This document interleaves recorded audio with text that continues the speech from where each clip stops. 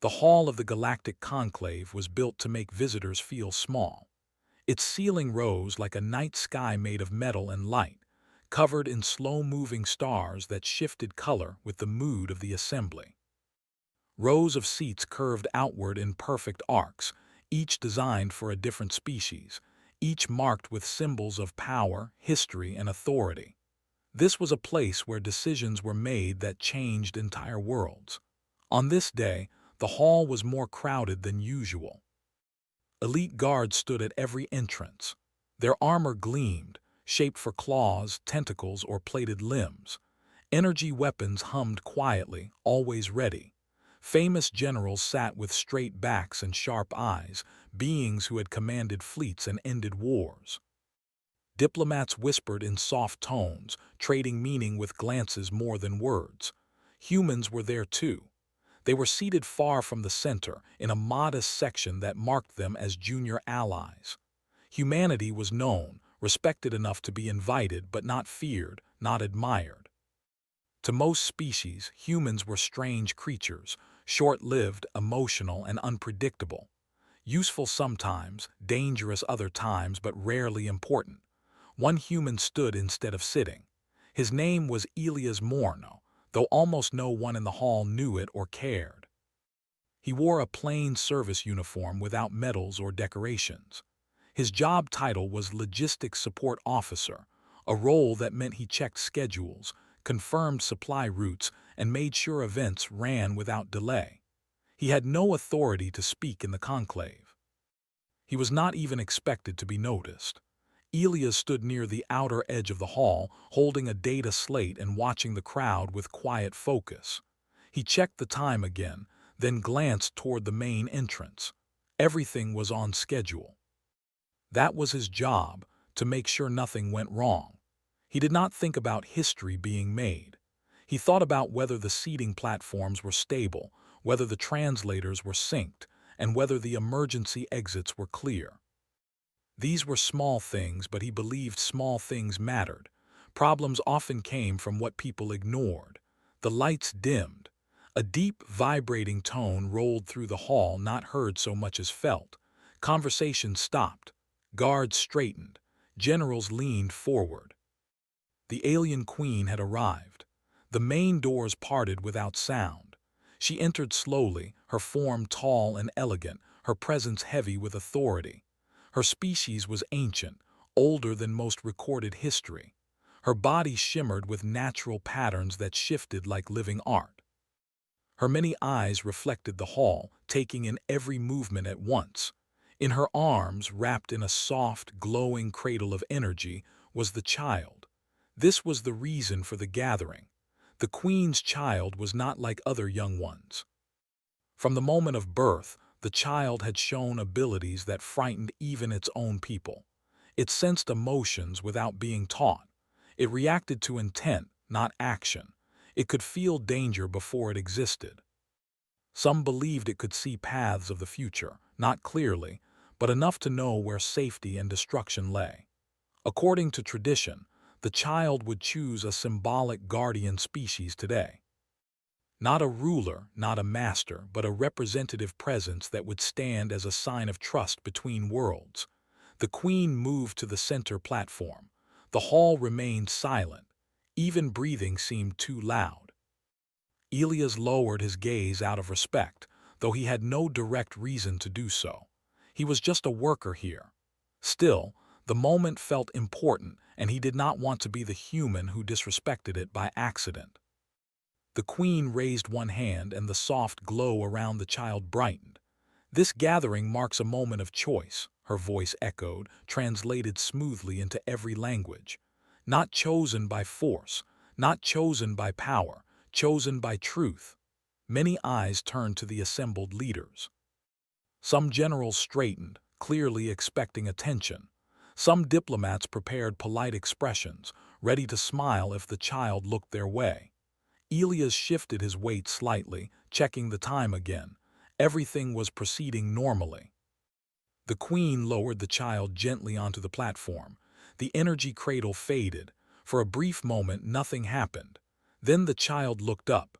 Its gaze moved slowly across the hall. Where it passed, tension followed. A group of armored warriors stiffened as the child's eyes lingered, then moved on. A powerful admiral felt a sudden chill as the gaze brushed past him without interest. Whispers began, barely audible. The child's eyes continued their slow journey. Elias felt something strange, like the pressure change before a storm. He frowned slightly and glanced up without thinking. The child was looking directly at him. At first, Elias thought it was a coincidence. He looked around, expecting to see someone important behind him. There was no one, just a wall, a supply terminal, and himself. His heart beat faster. This was not part of any plan he knew. The child tilted its head. Then, in a movement no one expected, the child stepped forward. Gasps filled the hall. Guards moved instantly, forming defensive lines. Weapons powered up with sharp, rising tones. A warning light flashed across the ceiling. Elias froze. The child walked past generals who had shaped star systems, past guards trained from birth, past beings who radiated authority and strength, straight toward him. "Stop!" someone shouted. The queen lifted her hand sharply. The guards halted, though their weapons remained ready. Her expression was unreadable, but her eyes followed every step of the child. Elias swallowed hard. He did not run. He did not step back. His mind raced, but his body stayed still. He did not want to frighten the child. He did not know why, but that felt important. The child stopped an arm's length away. Up close, Elias could see the fine details of its face, the gentle glow beneath its skin, the depth of awareness in its eyes. This was not a normal child. This was something far older than its size suggested. Slowly, the child raised one small hand. Elias reacted without thinking. He knelt. The movement was simple and instinctive. He lowered himself to the floor so he would not tower over the child. His data slate slipped from his hand and clattered softly against the polished surface. A sharp intake of breath rippled through the hall. No one knelt before the queen unless ordered. No one knelt before a child of such importance. Yet the human did, not as a sign of loyalty, but to make himself smaller. The child's hand touched Elias' sleeve. The contact was light, almost careful. The hall erupted in chaos. Voices rose. Orders were shouted. Some delegates stood, others backed away. The idea that a minor human officer was being touched by the queen's child was impossible to accept. Elias barely heard them. He was focused on the child. He felt no threat, no fear coming from it. Instead, there was a sense of calm so deep it surprised him. He breathed slowly, careful not to make sudden movements. "It's okay," he said softly, not knowing if the child could understand words. "I'm not going anywhere." The queen stepped forward. Every sound faded as her presence filled the space. She studied the scene closely, the kneeling human, the child's hand resting on his arm, the shock frozen on every face. "Why?" she asked, not aloud, but through a subtle psychic signal meant only for her child. The answer came instantly, not in words but in feeling. The child felt no hunger here, no desire to control, no sharp ambition. It felt steadiness, patience, and a quiet readiness to stand in harm's way without being asked. The queen's eyes widened slightly. Elias felt a sudden warmth around them as the queen approached. He lowered his head respectfully, unsure what else to do. "I did not summon you," the queen said calmly. "I know," Elias replied, his voice steady despite his racing heart. "I'm sorry if I'm in the way." That single sentence caused another wave of stunned silence. Sorry, not honored, not proud, sorry. The queen looked at him for a long moment. The child leaned closer to Elias, clearly comfortable. In that moment the balance of the hall shifted. Nothing violent had happened. No weapons had fired. No orders had been broken in anger. Yet everyone present understood the truth. Something unexpected had begun, and the galaxy would not remain the same. The silence that followed felt heavier than noise. For several long seconds, no one in the galactic conclave spoke. The child's hand still rested on Elias Morno's sleeve. The human remained kneeling, his back straight but relaxed, his eyes lowered so he would not seem threatening. Around them, guards stood frozen, weapons active but unmoving, waiting for a command that did not come. The alien queen was the first to break the stillness. "Stand down," she said calmly. Her voice was not loud, but it carried authority that could not be questioned. One by one, the guards powered down their weapons. The sharp hum faded into silence.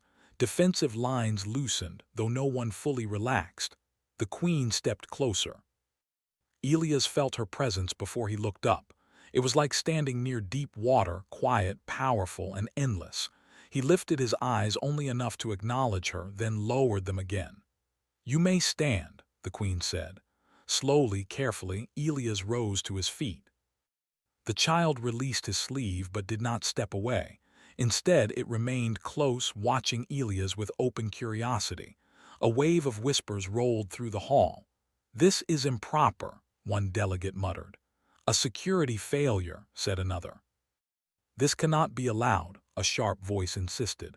The queen raised her hand again and the hall fell silent. "My child has made a choice," she said. "Before judgment is passed, that choice must be understood." She turned her gaze toward Elias. "Human," she said, "state your name and purpose." Elias swallowed. "My name is Elias Morno," he replied. "I am a logistics support officer. My purpose here is to make sure this event happens safely and on time." A ripple of disbelief moved through the delegates. "That is all?" the queen asked. "Yes," Elias said honestly, "that is all." The queen studied him closely. She did not look for lies, there were none. She searched deeper, sensing intent, emotion, and thought patterns. What she found puzzled her. There was fear, but it was controlled. There was respect, but not hunger for approval. There was a strong sense of responsibility, but no desire for power. Most beings in the hall wanted something. This human wanted nothing. "Why did you kneel?" the queen asked. Elias hesitated, then answered simply. The child seemed uncertain. "I didn't want to scare them." That answer caused another quiet shock. The queen turned slightly and addressed the conclave. "You see strength in weapons," she said. "You see leadership in command. My child sees something else." Some delegates shifted uncomfortably. "This ceremony is symbolic," one general said carefully. "Surely the child does not understand the meaning of its actions." The queen's eyes hardened slightly. "My child understands intent better than any of you," she replied. Still, doubt lingered in the hall. The choice challenged too many assumptions. A minor human officer did not fit into anyone's plans. The queen sensed the growing tension and made a decision. "This matter will not be resolved by words alone," she announced. "Until clarity is reached, the human will remain under observation." Guards moved closer, not aggressively but firmly. Elias nodded. "I understand." He did not argue. He did not ask for special treatment. He simply followed instructions as he always had. The child watched as Elias was escorted away.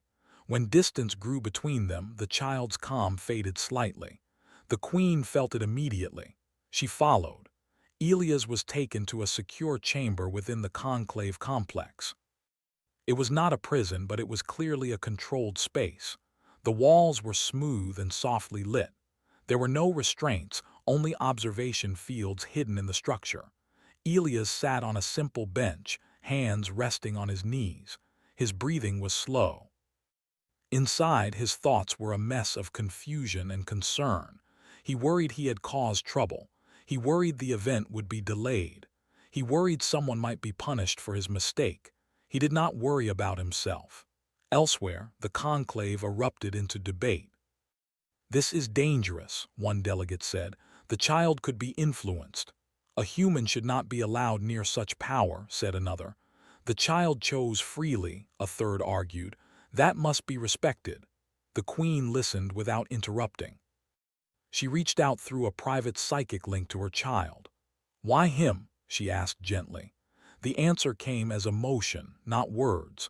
The child felt safe near the human, not protected in the sense of being guarded, but safe in being allowed to exist without expectation.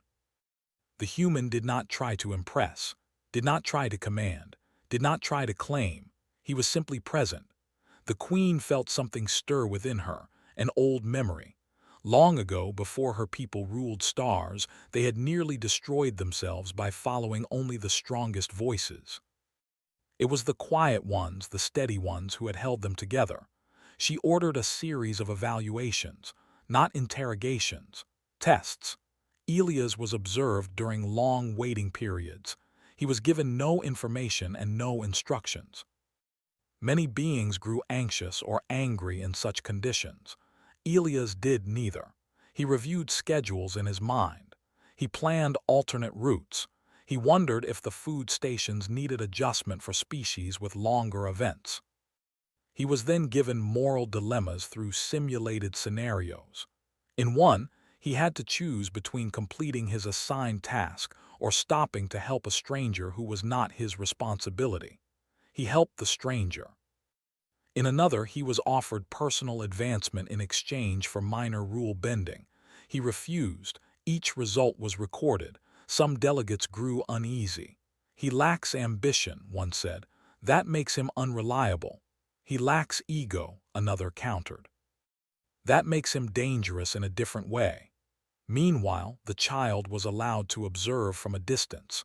When Elias grew tired, he did not complain. When he was confused, he asked questions politely. When he was ignored, he waited. At one point, an unexpected alert sounded in the complex. A system's failure caused part of the environmental controls to fluctuate. It was minor, but uncomfortable for certain species. Before any orders were given, Elias stood and calmly guided nearby staff through a temporary adjustment, using basic knowledge from logistics training. He made sure everyone was comfortable before returning to his seat. The child watched this with intense focus. Later, a subtle test was introduced. An agent from a rival faction was allowed near the child, creating a sharp spike of emotional distress. Panic rippled outward. Elias felt it immediately. Without hesitation, he moved between the child and the source, placing himself in the line of potential danger. He did not shout. He did not threaten. He simply stood. Security reacted quickly, neutralizing the situation. No harm came to anyone, but the moment had already spoken. The queen felt the child's response, stronger attachment, deeper trust. That night's cycle, the queen dismissed the conclave early. She stood alone with her child, looking out over the stars beyond the great hall. "Do you understand what you have done?" she asked softly. The child did not answer in words. It showed her a future path, unclear, uncertain, but stable. A path where humanity did not rule but endured, where they stood in storms without becoming storms themselves. The queen closed her eyes. By morning, she had made her decision. The conclave would hear it soon, and when they did, the galaxy would be forced to reconsider what true strength looked like. The next cycle began with tension that could be felt even through the walls of the conclave complex. News of what had happened spread quickly among the delegates. Some were curious, others were angry, a few were afraid. The idea that the alien queen's child had chosen a human, an ordinary human, did not fit into any political model they understood. Elias Morn awoke in the same secure chamber. Soft light filled the room, changing color slowly to signal the start of the day. He sat up, rubbed his eyes, and took a deep breath. He did not know what would happen next, but he knew one thing clearly. He needed to remain calm. A guard arrived soon after, respectful but distant. Elias was escorted through quiet corridors to a smaller observation hall. The room was circular, with seats arranged in a half-ring. Several delegates were already present, watching him closely. The alien queen was not there yet. "Please stand at the center," a voice instructed. Elias did so without hesitation. A projection appeared in the air, forming a scene of a damaged space station. Alarms sounded. Figures ran through smoke-filled corridors. "This is a simulation," the voice said. "You are responsible for evacuation logistics. Time is limited." Elias focused immediately. He asked clear questions: how many beings, what species, what mobility limits. As answers came, he began organizing evacuation routes, prioritizing those least able to move on their own. The simulation added pressure: power failures, blocked paths, conflicting orders from false authorities. Elias ignored rank and focused on outcomes. He rerouted traffic. He reassigned transports. He made hard choices but explained them clearly, even to simulated figures that resisted. The observers watched carefully. When the simulation ended, the results were clear. Losses were minimal. Panic was reduced. No unnecessary risks were taken. Some delegates exchanged looks. That was efficient, one admitted reluctantly, but efficiency was not what troubled them. It was that Elias never once asked who would be rewarded. Later, he was placed in a different test. This time, the environment was real. Elias was assigned to assist in a mixed-species operations wing where tensions were already high. Old grudges simmered. Small misunderstandings had led to sharp words and rising frustration. The test was simple. Would he take sides? Elias listened. He did not interrupt. He did not dismiss concerns. He translated not just language but intent. When one species felt ignored, he acknowledged it. When another felt blamed unfairly, he clarified the facts. Slowly, voices lowered, shoulders relaxed. The task was completed without conflict. Again, the observers recorded everything. Still, opposition remained strong. He is manipulating through kindness, one delegate argued. That can be more dangerous than force. The queen finally appeared. She entered quietly, standing at the back, watching Elias as he finished his assignment. The child was with her, held close, observing with wide, attentive eyes. Elias noticed them only when the task ended. He froze for a moment, then bowed his head respectfully. "I didn't realize you were present," he said. "That is the point," the queen replied calmly. She approached him slowly. "My child continues to seek you," she said. "Do you know why?" Elias thought carefully before answering. "No," he said. "But I hope it's not because of me specifically. I hope it's because the child feels safe." The queen studied his face. "You do not seek to be important," she said. "No," Elias replied. "I seek to be useful." That answer stayed with her. Not all tests were calm. Later that cycle, Elias was escorted through a public corridor when a sudden disturbance broke out. Shouting echoed. A group of delegates from a rival faction had gathered, anger visible in their posture. "This farce must end," one of them shouted. "The child is being influenced." Security moved in quickly, but emotions were already high. The child sensed the tension. Fear rippled outward like a wave. Elias felt it sharply, a sudden tightness in his chest. He turned and saw the child clinging to the queen, eyes wide, glow flickering. Without waiting for orders, Elias stepped forward. He placed himself between the rising conflict and the child. He did not raise his voice. "Please," he said simply, "lower your voices. You're scaring them." The words were not commanding, they were honest. Some delegates hesitated, others scoffed. "You have no authority," one snapped. "I know," Elias replied, "but you don't need authority to stop making things worse." That unexpected answer caused a pause. Security used the moment to disperse the crowd. The danger passed. The child's glow steadied. The queen looked at Elias with new understanding. That night she spoke privately with her advisors. "He does not control situations," she said. "He stabilizes them." Some advisors remained doubtful.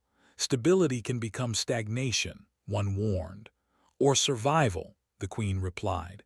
The next test was the most difficult. A controlled threat was introduced. A covert operative from a hostile power attempted to breach the inner complex. The attempt was detected early but not stopped immediately. The goal was to observe reactions, not to allow harm. Alarms sounded. Security locked down corridors. Elias was in a secondary wing with the child and two attendants. Fear surged again. The operative's presence was not yet visible, but the intent was clear. Elias assessed the space quickly. There was no weapon nearby, no shield he could activate. There was only one option. He moved the child behind him. He positioned himself at the narrow entrance. The attendants protested, but Elias shook his head. "Get them somewhere safer," he said. "I'll slow them down if I have to." "You could be harmed," one said urgently. "I know," Elias replied. "That's okay." The operative never reached them. Security intercepted the threat before it entered the wing, but the moment had already been recorded. Elias stood ready to face danger he could not fight, simply because someone smaller was behind him. The child reached out and held onto the back of his uniform, not in fear. In trust. When the situation was over, Elias' legs shook slightly from delayed stress. He leaned against the wall, breathing slowly. The queen arrived moments later. She dismissed the attendants and stood alone with Elias and her child. "You were prepared to be injured," she said. "Yes," Elias replied quietly. "Why?" Elias looked down at the child, then back at the queen. "Because that's what you do when someone depends on you," he said. "You don't think about whether it's fair." The queen felt something ancient and heavy settle into place. That night she linked minds with her child once more. "What do you feel?" she asked. The answer was clear. The child did not see Elias as powerful. It saw him as constant, someone who would remain when others fled. Someone who would protect without demanding loyalty. Someone who would endure fear without becoming cruel. By the end of the cycle, debate in the conclave had shifted. The question was no longer whether the child's choice was valid.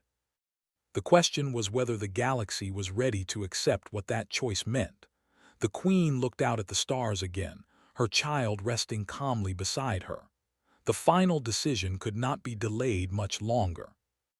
And when it was spoken aloud, it would change how humanity was seen forever. The grand hall of the galactic conclave filled once more, but the mood was different now. Where there had once been excitement, there was now uncertainty. Where confidence had ruled, doubt had taken root. Delegates arrived quietly, speaking in low voices. Even the most powerful among them seemed careful, as if they sensed that the rules they understood were about to change. Elias Morno stood at the edge of the hall, exactly where he always stood. He wore the same plain uniform. No symbols had been added, no honors displayed. He held a data slate and reviewed schedules, making sure the gathering began on time. He did not think of himself as important. He still believed he was only doing his job, but eyes followed him now, some with curiosity, some with respect, some with fear. The alien queen entered last. The hall rose in unison. She moved to the center platform, her child beside her, calm and alert. The glow beneath the child's skin was steady, warm, and clear. It did not flicker as it had before. The queen waited until the hall was silent. "Many of you have questioned this choice," she began. "Some of you have resisted it, all of you have observed." Her gaze moved across the assembly, then rested briefly on Elias. "You have tested the human," she continued. "You have measured his reactions, his intent, and his limits." She paused. "And he has revealed something rare." A large display activated behind her, showing recorded moments from the past cycles. Elias guiding evacuations. Elias calming disputes. Elias standing between danger and the child with nothing but his body and resolve. The hall watched in complete silence.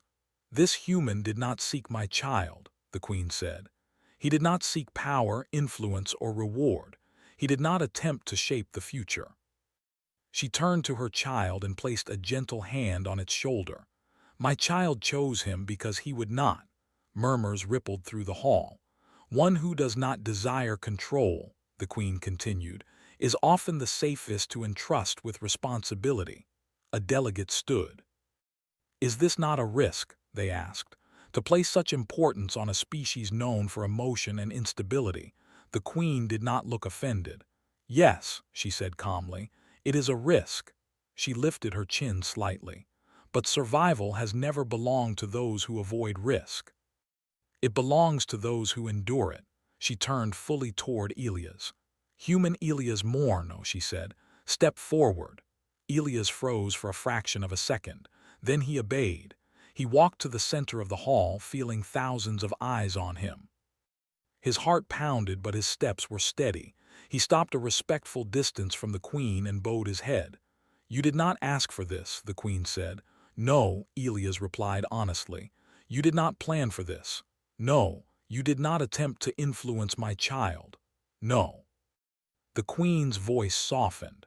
"Would you refuse this responsibility if given the choice?" Elias thought carefully. "I would refuse power," he said. "I would refuse authority over others, but I would not refuse to protect someone who trusts me." The queen closed her eyes briefly. Then she spoke the words that echoed across the galaxy. "My child has chosen a protector."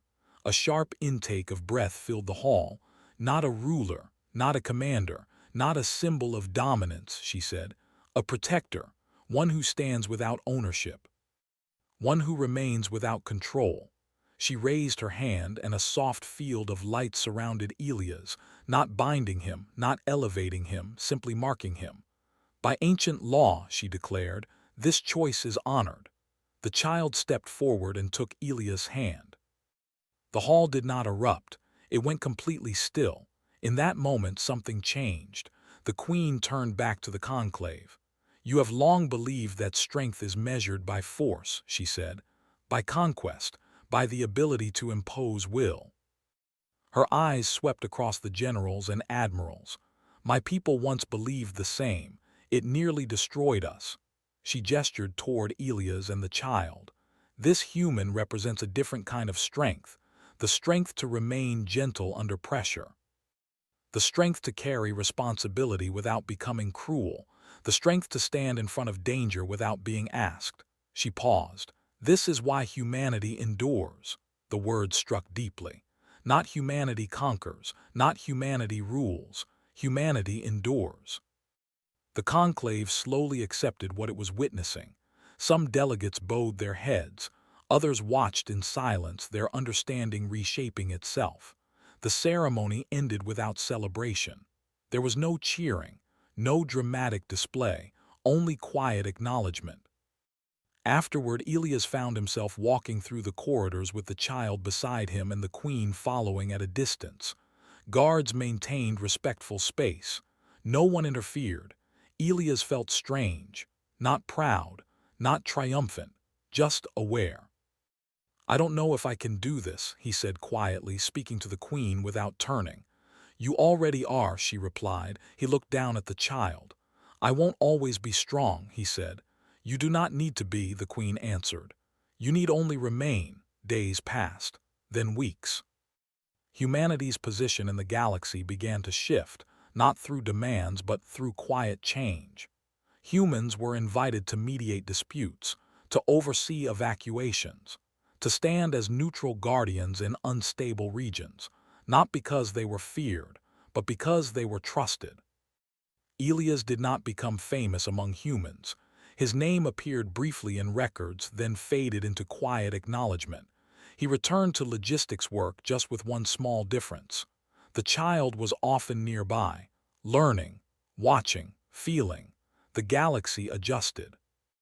And in time, the story spread, not as a tale of power, but as a reminder that sometimes when guards raise weapons and generals issue commands and queens rule with authority, the future does not choose any of them.